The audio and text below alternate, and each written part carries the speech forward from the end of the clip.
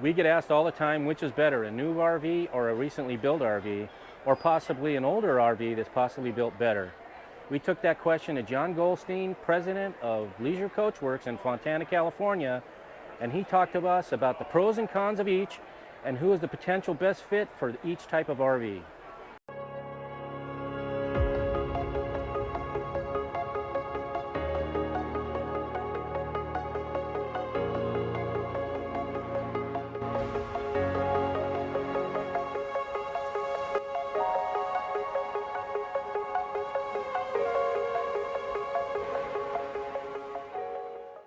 Hey guys, it's Jamie back at you. We're here at the Courtside RV Show 2024, and I'm here with Jon from Leisure Coachworks. We did a video with him 2 years ago to basically talk about what he and his company do as far as RV work. If you'd like to check that video out, we'll put a link in the description below. What we're going to talk about today is we're going to talk about the benefits of owning an older coach as opposed to buying a brand new coach. So Jon, if you could just give us a brief overview of what you guys do at your company. Well, I mean, we work on all kinds of makes and models and all types of RVs, so there's always something new that you're working on. There's always something different that you're trying to figure out. Right. We're located in Fontana, California. We're set up to deal with full-time customers, so if you're living your coach or traveling through, we could pull you in every morning and pull you back out every night. We have a team of experienced techs that all worked at a manufacturer and built things from the ground up. So a lot of times when you have issues that nobody else can seem to figure out, I mean, we can get to the bottom of it and we could take our best approach and try to get to the bottom of what's really going on. So Jon, being that we put out videos and we have an older coach, people reach out to us all the time and they're always asking, should I buy new or should I buy used? What's your take on that? Man, the first thing I always tell people is when you're buying an RV, you got to realize that that RV is like the exact opposite of a Honda, right? Right. You can't just turn the key and put gas in it and drive it down the road and expect it to stay together. Right. Right? And as soon as you get past that, then now let's talk about, you know, is it better to go new? Is it better to go old? And what's the difference, right? A lot of the older coaches, nothing against the new ones, they were kind of built a little bit better. They were a little bit more robust. They were a little bit higher end materials. So Jon, what would be some of the things to look for when looking at purchasing an older rig? That's a good question. There's a lot of things that are gonna help you understand if that's a good rig, right? Number one, or I don't know if I can even talk about numbers because there's definitely a lot you want to talk about, but you know, who had it before? Did they maintain it well? Do they have good records? Did they maintain it on their own? If they maintain it on their own, maybe they have a logbook. They talked about everything they did. They talk about how often they changed their oil and how often they did spot seals on the roof. Water eats these things alive. Right. And if you see signs of water, you better be sure that the water is stopped. The leak is not active. It's not a plumbing leak. There's nothing else continuing to make that worse. You know, and normally, if you walk inside a coach, everything, and then the guy says it's got 40,000 miles on it, but you walk inside and it looks like maybe it's driven 40,000 miles, but somebody lived in there every day for 40 years. Right. You know, those coaches are the ones you kind of want to stay away from. And, you know, people that have had coaches since new, are gonna let you know that that coach was well built. It hasn't given them a lot of problems. They wanted to keep it. They didn't want to just get rid of it. You know, a lot of times when you go buy stuff from second and third and fourth owners, you don't know how well each one of those have taken care of it. And, you know, the more information you can get from the previous owner is always helpful to understand, you know, kind of what the coach can do, what it's been through, how they've overcome stuff. And actually that's another advantage of buying a used coach, because when they're brand new, it doesn't matter how well they try to build them, they're always going to have a problem. And sometimes that first owner and that very beginning stages of having that coach is going to spend a lot of time trying to work out those kinks. And by the time they've gotten to a stage of being a little older, most of the manufacturing bugs should be worked out, and trying to find a good story from the seller about what it's kind of been through and how it's been maintained is definitely going to let you understand how well and how long you should expect out of that coach. Right. And, you know, as everything has progressed and as the manufacturers are still continually competing with each other, you know, they're always trying to find a way to be lighter, Right. less expensive than the other guy. And a lot of times the only way to do that is by taking things out, trying to get creative to find other ways to make things that are less expensive or, again, way less. Right. A lot of the wood and a lot of the old things that older coaches used to have, like pretty much anything, you know, in the 2000s, you know, versus now, mostly, you know, unless you're getting into the really high end, there's definitely not as much woodwork and as attention to detail and as there was before, for sure. Right. I mean, I noticed, you know, we always, when we come to like Courtside or other RV shows, we'll walk through some of the newer rigs just to kind of check them out and see what's new and all the new stuff. One thing I noticed though, like when I close the cabinet doors or I close my bathroom door in my Alfa, it feels like a door you would find at someone's residence. When you close the door on some of these newer rigs, it almost feels like it's balsa wood, and I'm afraid I'm going to pull the hinges out of the wall or whatever. So there's a huge difference, and me coming from a background of being a carpenter, I kind of notice all that stuff. We constantly have people ask us, should we buy an old rig like you, or should we buy new? And there's different criterias. You know, it depends if you're mechanically inclined or you're not mechanically inclined would be a huge determining factor in that, I think. And yeah, that's definitely a very good way to start as far as thinking about it. If you're handy and you can figure stuff out, you know, whatever you get, you're going to be able to figure it out. The other thing, truthfully, is some of the newer coaches, instead of being able to just kind of approach it with a mechanical mind and look at things, now they're actually incorporating all of these smart controls and everything is housed in one area.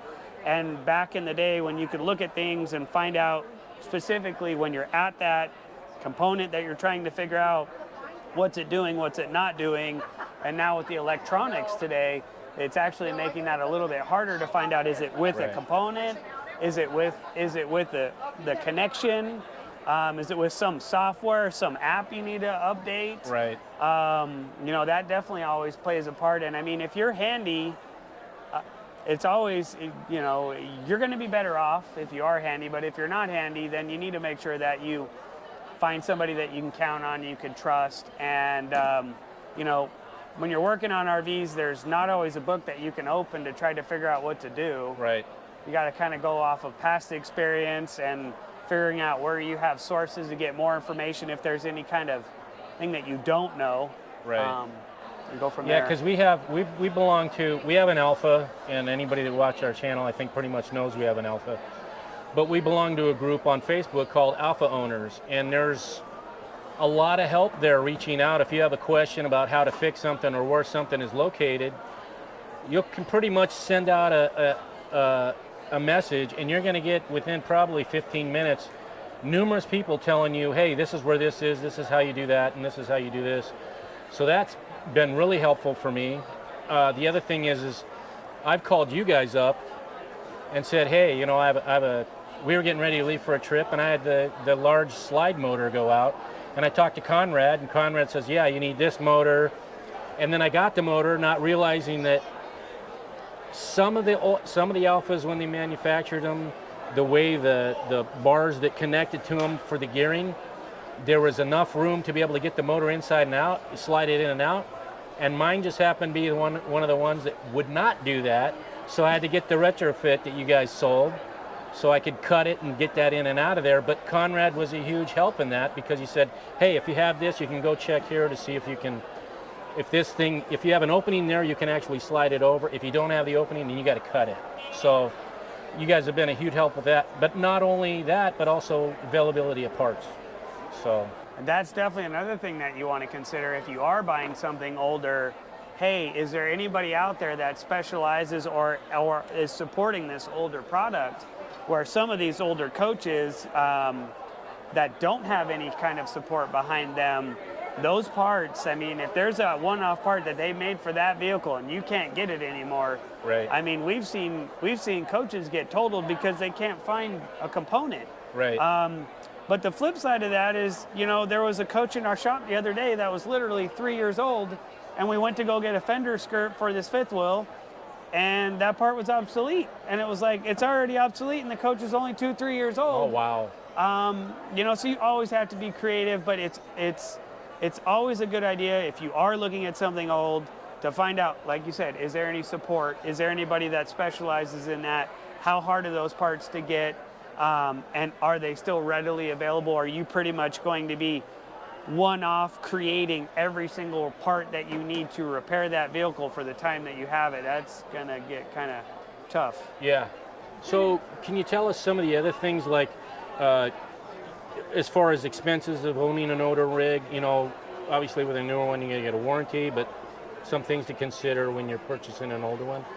Well, if you're considering purchasing an older vehicle, you definitely need to realize that some of those appliances and some of those features that are being achieved inside your vehicle are all with appliances that are old, and some of those are definitely going to have a certain type of shelf life, and they're only going to last for so long.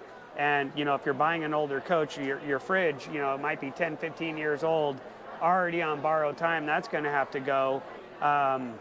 Or generators or water heaters or water pumps or all of those things, slide out motors, definitely. I mean, and if you're not handy, you might want to look at trying to get an extended warranty to try to help cover those. If you had something brand new, they might already be covered, but you also can be limited when the coach is brand new where you can go, right, and how long it takes to get it fixed versus the older coaches. If you have an extended warranty, you can go wherever you want, which technically a lot of the manufacturers don't always tell you that you can go wherever you want, even if it's not in their dealer network. They just have to be approved to do the job.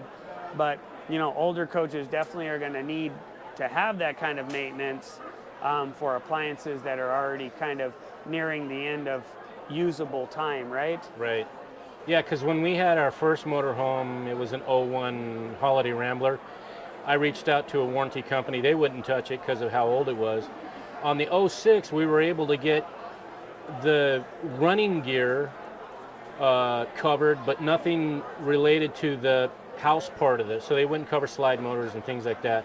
They would cover like your engine, your transmission, your suspension, and all that kind of stuff. So, and you know, truthfully, on those extended warranties, those people that sell you them, they tell you everything's covered from bumper to bumper, and you're trying to find your bumpers depending on if you have a Class A.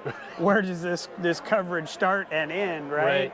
And definitely, if you are looking at an extended warranty, try to find out what components you are trying to get covered, and make sure that those are included, or in some policies not excluded, right? Because they're all in business to try to sell you this policy that's going to cover all of these items.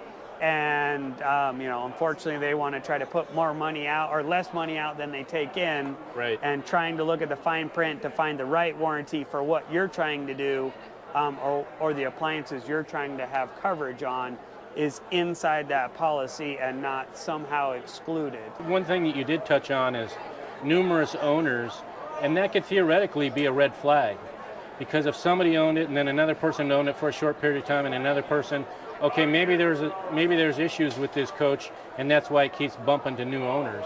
So yeah, and there's always someone that thinks that they could just go in and try and fix that little issue that's really not a little issue, and they realize that, yeah, now they want to give it to somebody else. And right, look around, smell around, touch, open cabinets, look up there, make sure there's nothing soft and nothing growing, you know, because water is just makes these things fall apart. Yeah, water's a nightmare. Yeah. Well, John, I appreciate your time. No problem, anytime. Yeah, for answering all our questions. And if any of you need any parts or anything, you can go to leisurecoachworks.com or leisureparts.com, correct? Yeah, it's actually located off our main website, and yeah, it is leisureparts.com. Right, and you pretty much have parts not just for Alfas, but a lot of different coaches. Yeah, we make our own LEDs, our cords, we have pumps, we have vents, we have all that stuff, especially for a lot of those people that are DIY and want to do stuff on their own and looking for a high quality part at a good price. Okay. All right, yeah, so again, thanks a lot for your time. No problem. Thanks for stopping by. Hey roamers, we hope you enjoyed this episode of Roaming with Rosie. For more information regarding this video, please check out the links in the video description below. as well as products and equipment we use and recommend. We sometimes do receive a small commission when you use our links for purchases, which is a great way at no additional cost to you to help offset some of our production costs. Thank you so much for watching and sharing our videos and subscribing to Roaming with Rosie. We'd love to hear from you and encourage your comments and questions. Until next time, see ya.